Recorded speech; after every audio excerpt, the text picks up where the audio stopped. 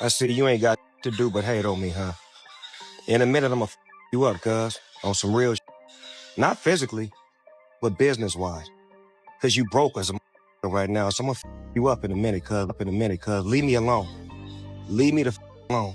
You didn't put that on the internet. Leave me alone, cuz. In hip-hop, only a few names truly carry real weight and power. And Daz Dillinger, he's one of those rare legends who left his mark from his early days with Thought Dog Pound all the way through his solo career. Daz wasn't just another rapper, he was a force. But behind that talent was a side that made people nervous to even cross it. Stealing reels back when Suge went down. And Most definitely. I pulled the U-Haul truck up. You know, Reggie Wright the Rat, you know what I'm saying? He was trying to tell me I couldn't get my reels, so, you know, we overpowered him. This is the same man who once stood toe-to-toe with Suge Knight right inside Death Row's own offices. Later on, things got even wilder. He clashed with his own cousin Snoop Dogg, even firing shots at his studio, and that's not all. He allegedly sent Crips to intimidate Kanye West. Yeah, it got that serious. Nobody was off limits. Daz Dillinger didn't just grow up around the streets, he was raised inside that world. Born in Long Beach, he came from a family where the street code was already written before you could even walk. His mom was Ali and Bernardo, his dad was Charles Arna, and that family tree says everything about where he came from. Put the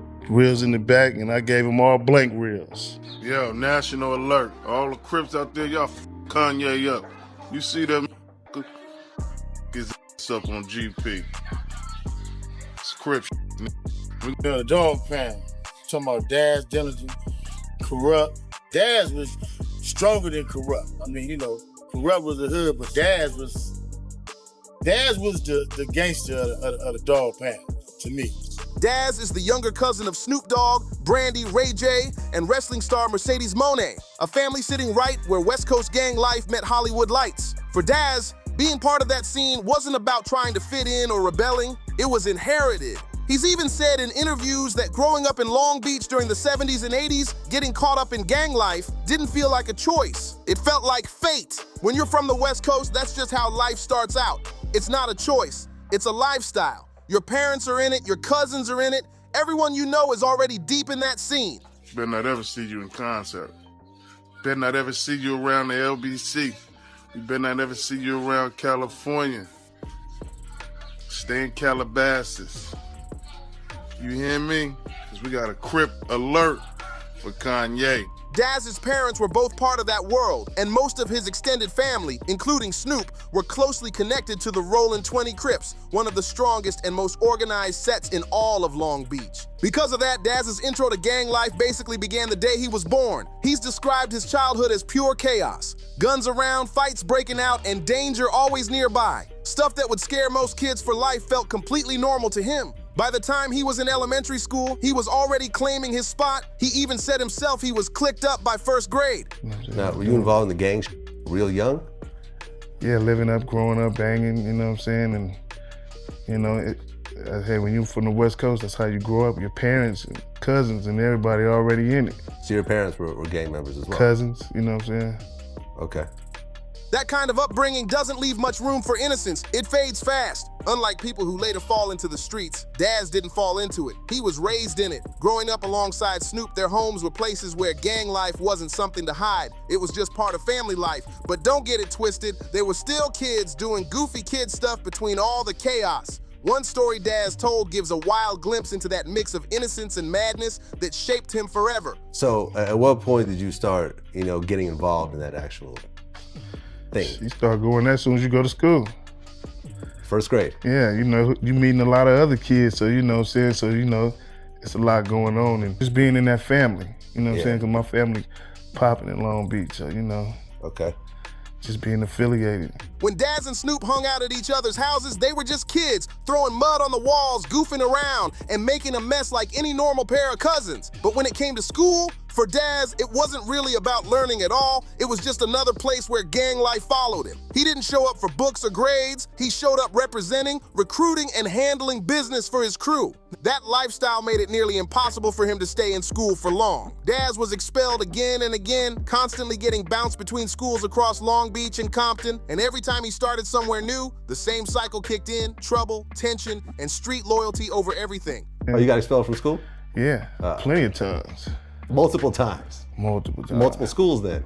Multiple schools. I went to school in Compton. With school cut short over and over, the streets became his real classroom. Daz started hustling early, learning how to move and make money from his cousin Joe Coe, who taught him the ins and outs of the game firsthand. These weren't lessons from a book. They were survival tactics learned out in the open. In the late 80s, for a young black kid in Long Beach who was already deep in gang ties, real opportunities were hard to come by. The streets looked like the only road to success, and Daz knew it. But while he was navigating that grind, something else started calling to him. Music. He got into DJing and rap, driven by the same hunger to survive and stand out. He even started swiping old turntables just to build his setup.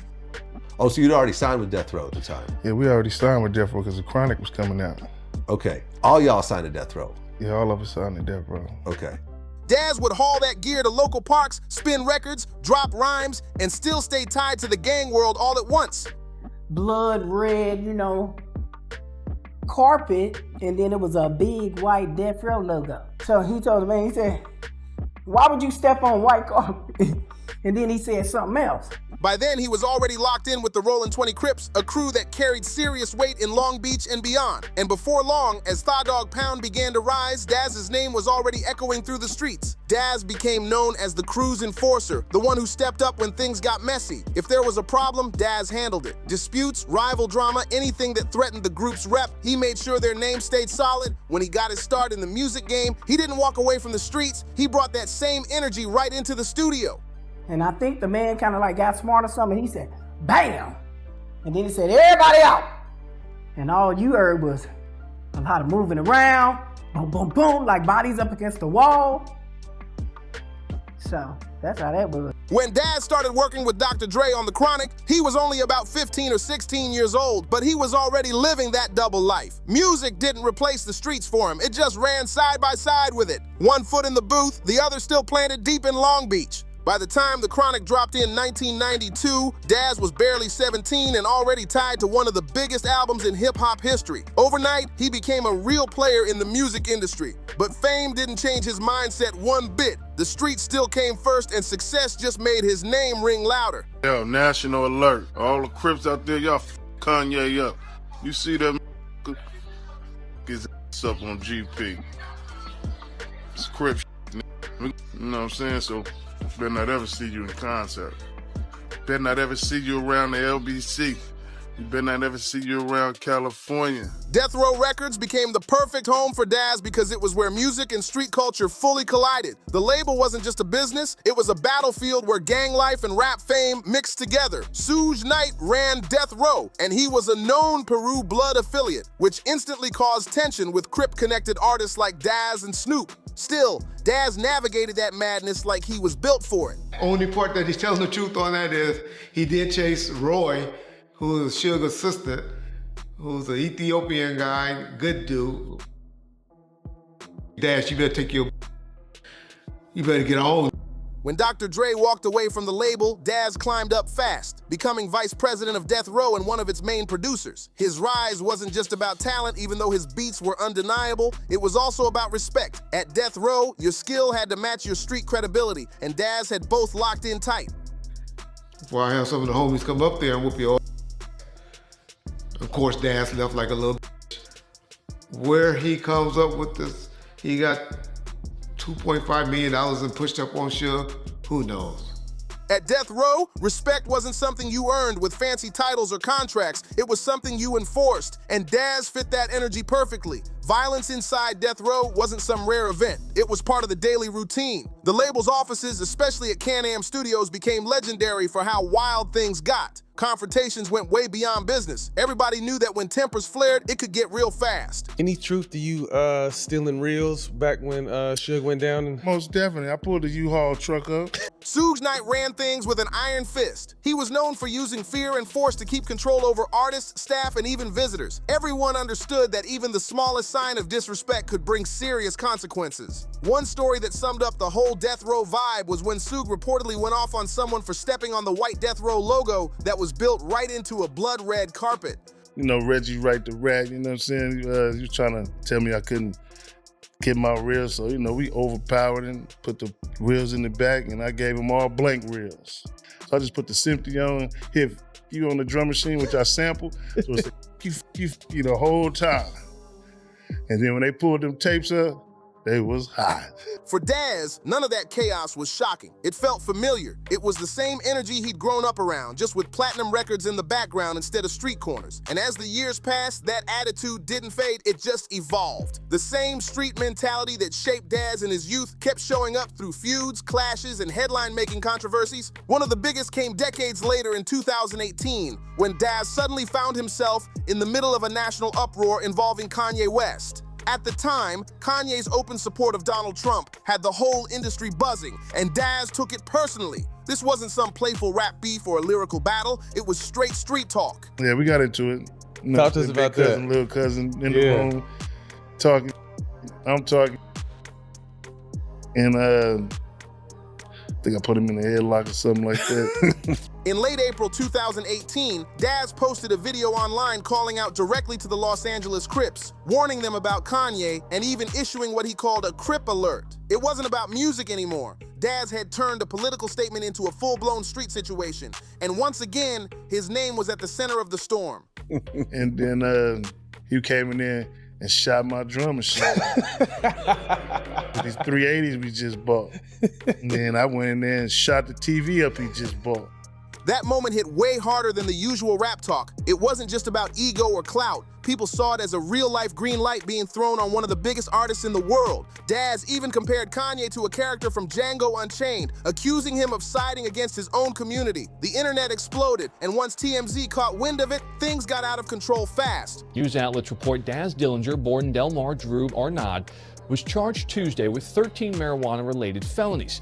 According to the warrant, police found marijuana, THC vaporizer pods, and a grape drink laced with cannabis. He posted $15,000 bail Wednesday. Law enforcement got involved almost immediately, and within hours, Kanye was reportedly seen moving around LA with extra security. Not long after, reports came out that Kanye had even filed a restraining order against Daz. But when Daz was asked about it, he didn't flinch, not even a little. He brushed it off and laughed about it publicly, treating that restraining order like it was some kind of badge of honor instead of a warning. Other rappers with gang connections started speaking up too. The game told TMZ that if Daz Dillinger says something like that, you better believe it's serious. He made it clear, this wasn't just talk, this was someone with real street weight behind his words. The whole situation got so tense that the authorities opened an investigation, but it never turned into any criminal charges. Still, Daz didn't backtrack or cool down. He doubled down instead, dropping a diss track just 2 months later in June 2018 called True to the Game. The album came out on Death Row. Okay. And then I got kicked off of Death Row again.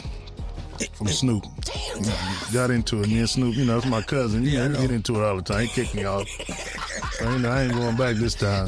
Through that track, Daz made it crystal clear. He wasn't backing away from what he said or changing his stance one bit. He did a show and didn't take me, so I figured, like, why you know, what's going on? He's just like, you ain't signing your catalog over to me.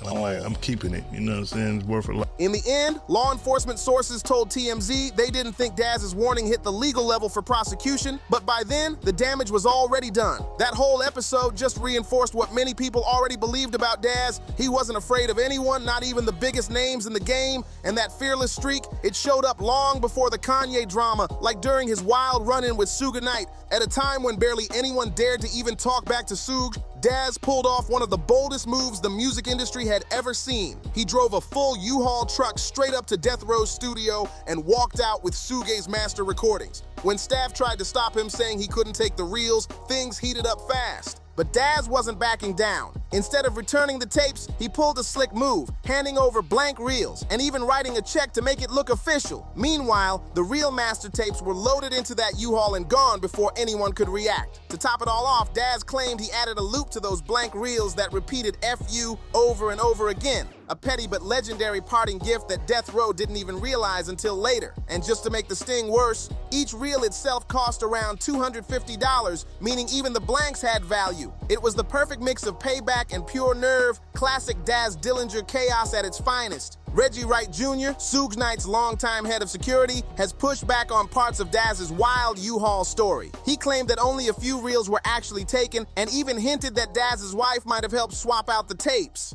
But Daz, he's never backed off his version of events. He insists he pulled the whole move himself, start to finish, and says he still has some of those original reels sitting at his house to this day. He doesn't keep them for their sound quality. They're basically useless now, but because of what they represent. For Daz, those reels are proof that he outsmarted and embarrassed one of the most feared men in hip-hop and walked away to tell the story. That moment became part of his legend, showing that even the mighty Death Row wasn't untouchable. The aftermath made the story even bigger. Daz later won a $25 million judgment against Death Row, though there's still talk about how much of that money he actually got his hands on. But no matter the number, the message was loud and clear. Daz didn't just reclaim his music, he stripped Death Row of that aura of invincibility that had kept so many people in check. That same wild mix of loyalty, anger, and pure chaos also shaped his relationship with Snoop Dogg. During the early 90s, while they were recording Doggy Style, things between the cousins hit a boiling point. What started as harmless studio trash talk suddenly flipped into a full-on fight, and it happened right there inside Death Row's own studio. Only in that world could family ties and gang tension collide like that. And somehow, both men still kept making hits together. Daz once broke down how that wild moment with Snoop really went down, and it all started with both of them just talking reckless. They were clowning around, pushing each other's buttons like family sometimes does, but this time, it went too far. Words turned into tension, and before anyone knew it, things got physical. Instead of walking out or cooling off, Snoop came back into the room holding a gun. According to Daz, Snoop aimed at his drum machine and fired off shots with a .38. Thousands of dollars worth of studio gear were gone in seconds. But Daz wasn't about to just let that slide. He came right back and fired at Snoop's brand new TV. And then I went in there and shot the TV up he just bought, Daz said later, describing the madness like it was just another day in the office. The craziest part, it didn't end with anger or grudges. After tearing up each other's equipment, the two cousins didn't split up or keep beefing. They rolled a blunt, smoked together, and called it even. That's how deep their bond ran, no matter how chaotic things got. But here's where it gets even more unbelievable. The same session that nearly turned into disaster actually gave birth to one of the biggest tracks in West Coast history. After the smoke cleared, someone pulled the disc from Daz's damaged drum machine and handed it to Dr. Dre. Dre took those sounds and flipped them into the beat for Ain't No Fun, a track that went on to become a true hip-hop classic. Daz has said for years that he never got full production credit for that song, even though his sounds were right there in the mix. Still, that moment showed just how wild and unpredictable things at Death Row really were. And by 1997, that label's chaos was reaching a breaking point, setting the stage for what might have been Daz's most dangerous run-in yet. Death Row Records was known for wild stories and intimidation, but even by their standards, one Daz Dillinger story stands out as almost unbelievable. According to Daz himself, it all went down in one chaotic moment when unpaid royalties, psychedelic haze, and Death Row's reckless energy collided like something out of a movie. Daz said he was high on psilocybin mushrooms when he suddenly realized he hadn't been paid for his work on the Sunset Park soundtrack. Fueled by anger and frustration, he stormed straight into the Death Row offices, completely in that trippy state of mind, holding what he described as a massive diesel screwdriver. You know, one of those heavy-duty ones used for real mechanical work. Once inside, Daz said he started confronting everyone in the building. No one was safe from his frustration that day. He claimed that Suge Knight's staff, assistants, and even relatives who just happened to be there all got caught up in the chaos. In Daz's version of events, things took a serious turn when Suge Knight himself walked into the room. Daz said that the second they locked eyes, the tension was electric. He could tell Suge was sizing him up, trying to decide if this was about to turn violent or not. But Daz wasn't about to fold. In his mind, he was standing his ground no matter what. The two just stared each other down, with Daz gripping that screwdriver and refusing to move. And according to Daz, that moment ended in a way nobody expected. Suge decided not to test him. Instead, he allegedly grabbed a checkbook and wrote Daz a check for somewhere between $2.3 and $2.5 million, covering royalties for dog food and other projects he was owed. Whether every detail happened exactly that way or not, one thing's for sure. This story only added to the wild legend of Daz Dillinger, the man who somehow stood up to Suge Knight and walked away richer for it. Daz has always claimed that Suge could see it in his eyes. He wasn't bluffing that day. He truly believes that check was written right then and there because Suge felt the pressure and wanted to end the standoff fast. But of course, not everyone buys that version of the story. Reggie Wright Jr., who used to be Suge Knight's head of security, completely disagrees. He's gone on record saying Suge wasn't even in town when the whole thing supposedly went down. According to Reggie, Daz didn't confront Suge at all. Instead, he ended up chasing a smaller office assistant named Rory around around the building with that same screwdriver. Reggie also insists that the check Daz eventually got was part of normal label business, not the result of some wild mushroom-fueled showdown. But no matter which version you believe, one fact isn't up for debate. Daz did walk away with a multi-million-dollar check from Death Row during that time. Whether it came from intimidation or just business paperwork, the screwdriver story became part of Death Row's permanent folklore. It was one of those tales that perfectly captured the chaos, fear, and unpredictability of that era, and Daz's boldness only added to his legend. Years later, though, that same habit of mixing street energy with everyday life came back around in a surprising way. In September 2018, just 5 months after he made headlines with his Crip alert aimed at Kanye West, Daz's home in Powder Springs, Georgia, was raided by police. Authorities reportedly found 117 grams of weed spread throughout the house, along with THC vape pods in containers labeled pure cannabis extract, THC honey, THC oil, and even one marked cannabis lean. The raid showed that no matter how much time had passed, Daz still carried that same rebellious spirit that defined his rise. From the studio to the streets, he never really changed lanes.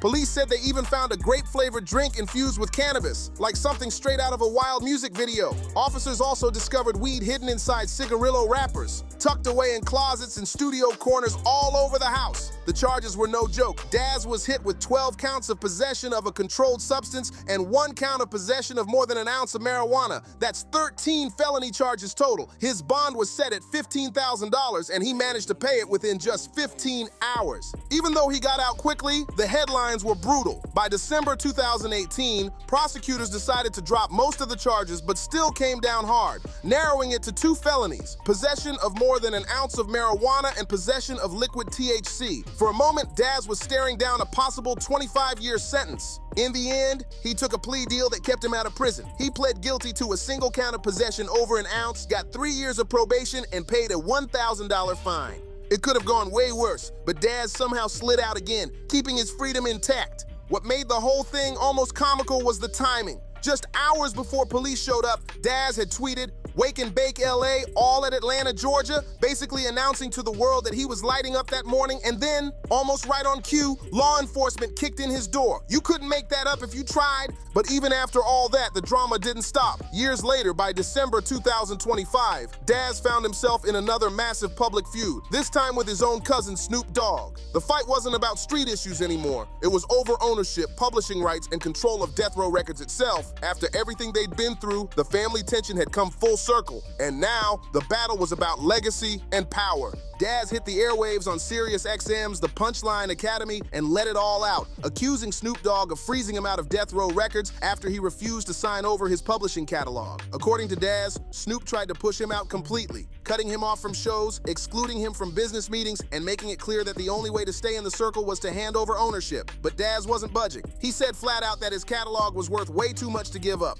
"It's worth a lot, you know what I'm saying?" he told the host, making it clear he wasn't about to sell himself short. Things got even messier when Daz accused Snoop and Death Row of trying to trademark the Dog Pound logo behind his back. Daz said he created that brand with Corrupt and held full ownership, yet suddenly it was being claimed by someone else. On top of that, he alleged that Snoop's legal team was working on a $1 billion deal to sell the Death Row catalog to Universal Music Group, without his consent and without cutting him in on the royalties he was owed. Snoop didn't stay silent for long. He clapped back in a video that spread fast online, sending a warning to Daz, but this time, he made it clear the fight wasn't going to be physical. It was business. His message was sharp and cold, framing Daz as broke and out of touch, basically telling him to sit down and move on. But Daz wasn't backing down one bit. He came right back swinging, accusing Snoop of betrayal and calling him out publicly. Then he dropped a diss track titled "Stole From Me," where he aired everything out. In it, he rapped, "I ain't signing nothing that I built," making it crystal clear that for Daz Dillinger, this fight wasn't just about money, it was about pride, legacy, and loyalty that had gone sour. Family don't snake family. That's the line Daz Dillinger stood on, firm and unshaken. He made it clear this wasn't about chasing money, it was about ownership and respect. Daz built his name, his catalog, and his legacy from the ground up, and he wasn't about to let anyone, not even family, rewrite that history. But the story didn't stop there. Reggie Wright Jr. stepped back into the conversation, claiming that Daz had already sold off his publishing rights for $75,000 and was only making noise to grab attention. Daz instantly denied that, calling those papers fake and insisting he never agreed to any deal like that. Decades into his career, Daz Dillinger remains exactly who he's always been. Talented, bold, unpredictable, and always surrounded by controversy. No matter how much time passes, his story keeps proving that he won't back down. Not for fame, not for money, and definitely not for pressure. If you enjoyed this breakdown, make sure to like, share, and subscribe to the channel. More wild stories and deep dives are on the way. See you on the next one.